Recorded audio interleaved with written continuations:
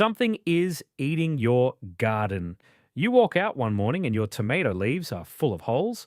The squash is wilting, and when you brush against a plant, a little cloud of bugs lifts right off the leaves. So you drive to the store, you grab the bottle with the angry beetle on the front, and it promises to fix every bit of it in one spray. At least that's what the label says. What the label won't tell you is that the same spray kills the ladybugs and the bees that were doing free work for you. It soaks down into the same soil you're growing food in. And once you've hosed down that bed, you can't let your dog walk through it for days without wondering what's on their paws. There's an older way to handle this. Folks who farm without chemicals have relied on it for generations. It's safe around your pets and your family when you do it right, and I've tested most of it in my own backyard over the years. So how do you actually clear out pests without poisoning your own backyard? You stop hunting for one magic bottle and you start using a handful of simple tools together. That's the whole secret. No single trick does everything, but stacked up, they beat anything on that store shelf. Let me walk you through the toolkit, starting with the one that costs you almost nothing. The first tool is a plain soap spray, and it's the one I reach for the second I see aphids. If you flip over a leaf and find those little green or black bugs packed along the stem, sucking the life out of your plant, this is your answer. You take about a tablespoon of pure liquid soap, a Castile soap, or a real insecticidal soap, and you mix it into a quart of water in a spray bottle. Then you coat the bugs directly, especially the undersides of the leaves where they hide. The soap breaks down their outer coating and they dry out. That's it. It works on aphids, spider mites, and whiteflies, the soft-bodied pests that do the most quiet damage. Now, here's why I like it around pets. Once that spray dries on the leaf, it's done its job, and there's nothing dangerous left sitting there. Spray in the morning or the evening, not in the hot sun, or you'll scorch the leaves. Don't blast it straight onto your cat or dog, obviously, and give your vegetables a rinse before they hit the kitchen. Do that, and you've handled your worst pest with something gentler than your dish sink. Test it on a couple of leaves first, wait a day, and make sure your particular plant takes it fine before you go coating the whole thing. The second tool isn't glamorous, and it's the one nobody wants to hear. It's your own two hands. For the big pests, the tomato hornworms, the potato beetles, the squash bugs, the slugs, nothing beats walking your rows every morning with a bucket of soapy water and picking them off. You drop them in the bucket and that's the end of them. I know it sounds like too much work, but most gardens are small enough that this takes 10 minutes a day, and those 10 minutes catch a problem while it's 10 bugs instead of 200. A hornworm can strip a tomato plant nearly bare overnight, so finding it early is worth more than any spray. And this method is as pet safe as it gets, because the only thing you're using is a bucket and your attention. That right there is the real edge you have over any product on the shelf. The more you know your own garden, the faster you catch trouble before it spreads. And that instinct is something you build over a season. If you want to go deeper on that, I put everything I've learned into a book called the 30-Day Maximum Yield Protocol. It's 115 pages, and it's built for home gardeners who want to grow a whole lot more food from the same beds they already have, without buying more land or fancy equipment. It covers the soil biology that makes plants strong enough to shrug off pests in the first place, the pruning that pushes more fruit, the companion planting layouts I'll touch on later in this video, and the timing of when to plant what so you're harvesting for months instead of weeks. Honestly, this is the stuff that turned my own garden around, which is the only reason I mention it. It's $17. You can scan the QR code on your screen right now or click the link down in the description below.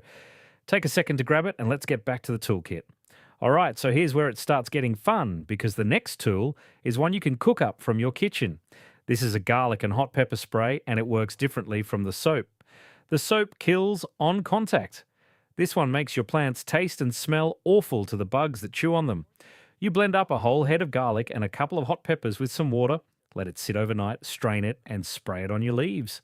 Chewing insects and even some browsing critters take one bite and move along. Now I have to be straight with you on this one because it touches on the pet question. That pepper heat comes from capsaicin, the same thing that makes a chili burn your mouth. It can irritate a dog or cat's eyes, nose, and paws if they get into a freshly sprayed plant, or if you spray while they're underfoot. So you apply this when your pets are inside, you let it dry, and you keep them from licking treated leaves right afterward. Used that way, it's a fine, natural deterrent. Just respect it, because natural doesn't mean it can't sting.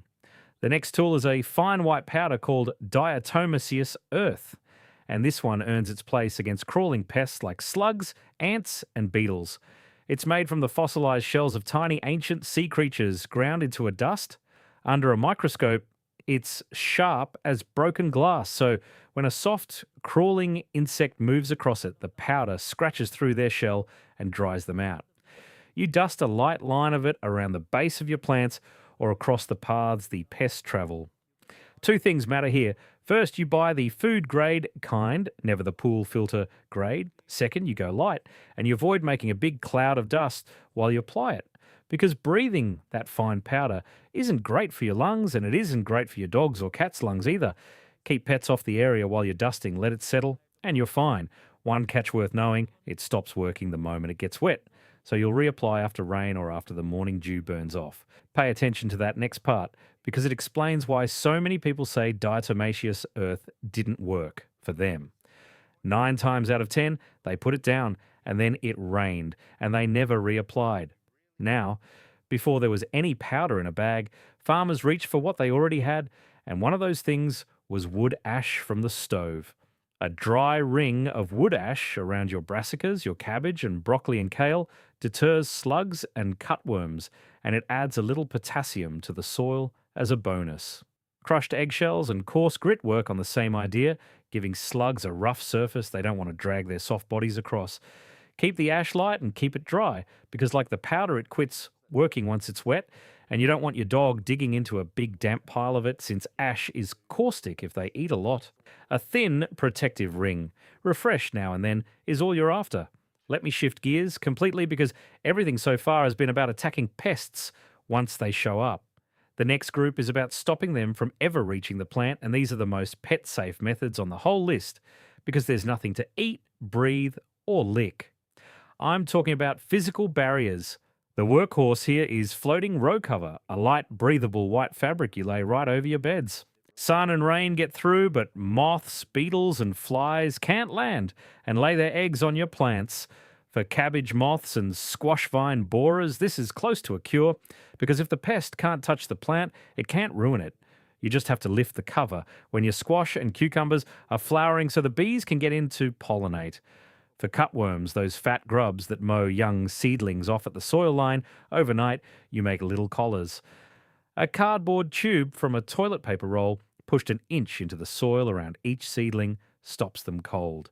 And for slugs and snails climbing into your pots and raised beds, a strip of copper tape around the rim gives them a tiny jolt they won't cross.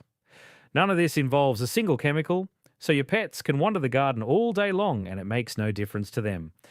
Now let's talk about traps, because sometimes you want the pests to come to you. The classic is the beer trap for slugs. You sink a cup into the soil so the rim sits at ground level, fill it with a little beer, and the slugs are drawn to the yeast, crawl in, and drown. It genuinely works. But this is one you cannot ignore the pet warning on, because dogs will absolutely drink beer if they find it, and alcohol is toxic to them. So you use a covered slug trap with slots too small for a curious nose, or you tuck the cup somewhere your pet simply can't reach. For flying pests like fungus gnats and whiteflies, hang up yellow sticky traps near your plants. The bugs are drawn to the yellow, they land, and they're stuck. Harmless to everything with fur or feathers. Here's where we stop chasing bugs one by one and start changing the whole game, because this next idea isn't just about killing pests. It's about building a garden they'd rather avoid. It's called companion planning. And the plain farmers I mentioned at the start have leaned on it for as long as anyone can remember. The idea is that certain plants protect the ones growing next to them.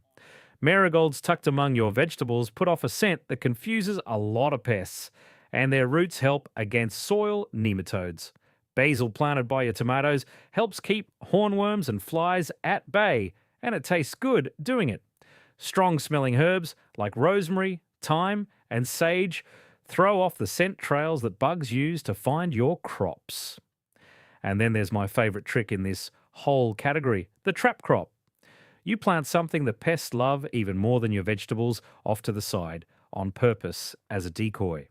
Nasturtiums pull aphids away from your beans and toward themselves, so the aphids gather on the sacrifice plant and leave your food alone. Then you deal with that one crowded plant and your real harvest stays clean. It's a beautiful thing to watch work, and there's not a drop of anything toxic involved. That naturally leads into the next tool, which is turning the bugs against each other. See, not every insect in your garden is your enemy. The ladybugs, the lacewings, the hoverflies, those are on your side, and a single ladybug can eat dozens of aphids a day. The mistake people make is spraying everything so hard that they wipe out the good bugs right along with the bad ones, and then the pests come roaring back with nothing left to eat them. So you feed the good guys instead. Plant dill, fennel, yarrow, and sweet alyssum, and those tiny flowers bring in the beneficial insects and keep them living in your garden. You can even buy live ladybugs and lacewing eggs and release them. It's about the same price as a bottle of spray, and these ones reproduce and keep working for free. You'd think folks would jump at that trade. A lot never do. You can invite bigger help too. A birdhouse and a shallow dish of water bring in songbirds, and songbirds eat an enormous number of caterpillars and beetles, especially when they're feeding their young. Down at ground level, a toad is worth its weight in gold because a single toad can eat thousands of slugs, beetles, and grubs over one season.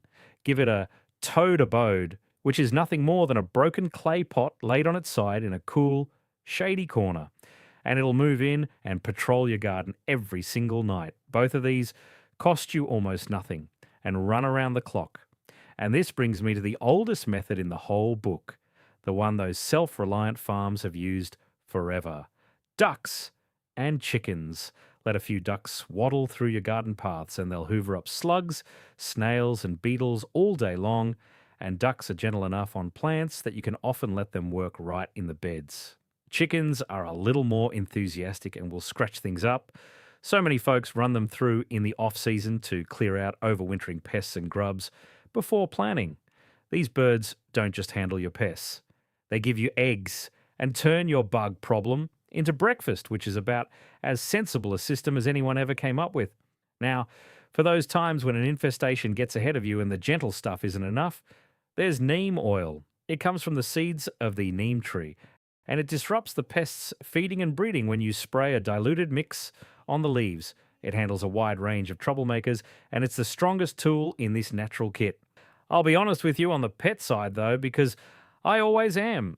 Neem is low risk to mammals, but the concentrated oil can upset a dog or cat's stomach if they get into it, so you keep the bottle stored well out of reach, you spray it diluted, and you let it dry before you turn your pets loose in the beds. It's a good tool. Just the last one I reach for, not the first. Underneath all of these tools sits the one thing that decides how often you'll even need them. And that's the health of your soil. A plant grown in rich, living soil is a stronger plant, and a stronger plant fights off pests the way a healthy body fights off a cold. Weak, stressed plants are the ones bugs swarm first because pests are opportunists that pick off the struggling. So you feed your soil with compost, you rotate your crops so the same pests don't build up in the same spot year after year, and you plant a variety instead of one big block of a single crop that acts like a buffet with a neon sign. Do that, and half the battle's over before a single bug shows up. If you only take one thing from this whole video, make it this one. But the rest of the toolkit is where it all adds up. Now, let me tell you something straight, because I'd rather you trust me than sell you a myth. You've probably heard that sprinkling coffee grounds around your plants keeps slugs and pests away. I tried it. It's mostly overhyped. Fresh coffee grounds can mildly bother some crawling pests, but the effect is weak and it fades fast. And honestly, your coffee grounds do a lot more good tossed into the compost pile where they feed the soil we just talked about. So don't waste your mornings wringing every plant in old coffee. Put your energy into the barriers, the good bugs, and the soil, because those are the ones that actually hold up. So there's your full toolkit. And the whole point is that no single one of these carries the load alone. You build your soil so your plants are tough. You put up barriers so most pests never reach them. You invite in the ladybugs, the toads, and the birds to handle the ones that slip through. You keep a soap spray and a pepper spray on the shelf for flare-ups, and you save the neem for the bad days. Walk your rows every morning with your bucket, and you catch trouble while it's small. The most common mistake I see is folks waiting until the garden is overrun and then reaching for one heavy chemical when a little bit of all these gentle habits done steadily would have kept it from ever getting that far. Give it one full season and you'll trust it, because you'll see the ladybugs come back, you'll see the toad in the corner, and you won't be standing there wondering what's on your dog's paws. These methods aren't new, and that's the best thing about them. Long before there was a spray for every bug, ordinary growers kept their families fed using nothing more than sharp eyes, a few plants working together, and a couple of ducks. It worked then, it works in my backyard now, and it'll work in yours. No chemistry degree required. If you want the deeper system behind all of this, my book, The 30-Day Maximum Yield Protocol, lays out exactly how to build the soil that makes your plants pest resistant in the first place, plus the companion planting and succession planting that lets you grow a lot more food from the space you already have. It's 115 pages for $17, and it's the same approach that changed my own garden. Scan the QR code on your screen or click the link in the description. Grab your copy today and get a head start before the growing season gets away from you. Go put a couple of these to work this week, and I'll see you in the next one.